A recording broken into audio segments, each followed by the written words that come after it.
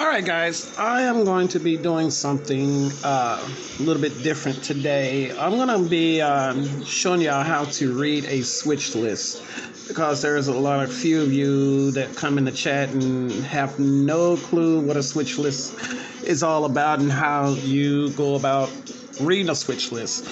Well, I'm going to pause the video every once in a while and show you some things and basically give you an idea how to read a switch list so that you don't get confused anytime you come into my live sessions and see the switch list down there in the chat and you see me going over switching order. So let's get at it.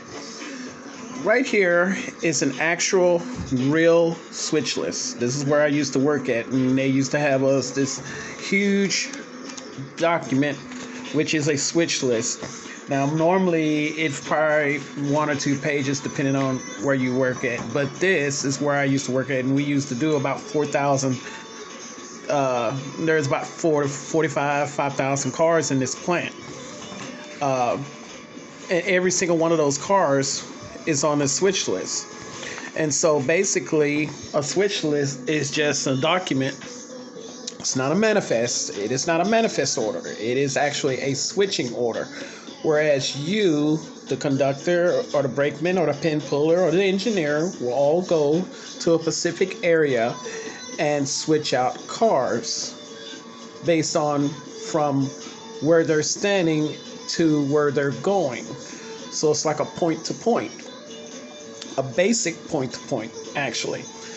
So when you go on your layout and you want to do some switching and you're trying to figure out, well, I want to put that car over there right here.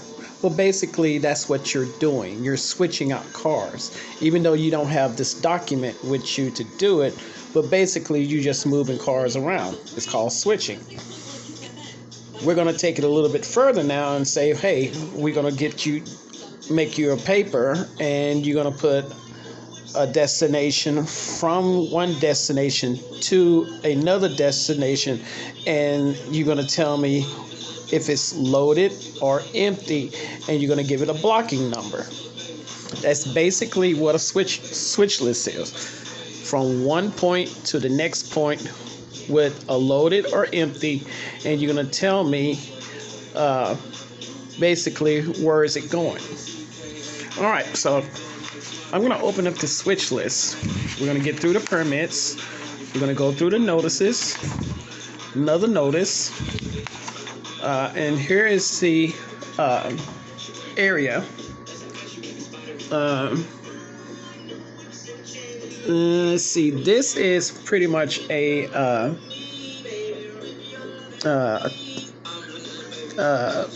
outbound list for Santa Fe. See, as it says, ATSA Santa Fe, which is BNSF, but it was on we still go by the Santa Fe because it's on Santa Fe lines.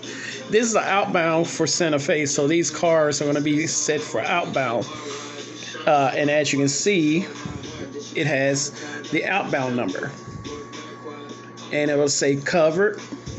Now, always remember, if it's covered, a covered hopper means it has a cover. It's covered like a regular basic grain, your standard hopper. If it's not covered, it won't say this.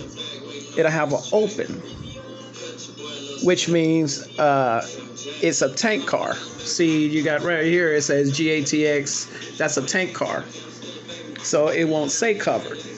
But most of the time, people don't put this on their switch list because, in fact, they never thought that it's supposed to be on there. But on every switch list, behind the block, you have the cover. And you say covered hopper. It is very important to distinguish your rail car from covered hopper from tank car, because that's all we used to work at, was just tank cars and hoppers. So that C that's a hopper. So basically it saves you a lot of time trying to figure out, well, where's my hoppers? Well, you look where there's your covered hoppers, and you just go right here. So basically, that's how you distinguish a hopper from a tank car on this switch list, because it says C.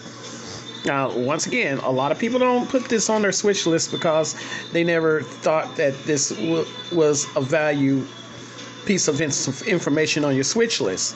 It is very important to put that on your switch list. A gondola, you can represent a gondola from a boxcar, because it's in fact a boxcar is a enclosed top. Unfortunately, a gondola is not. It's an open. So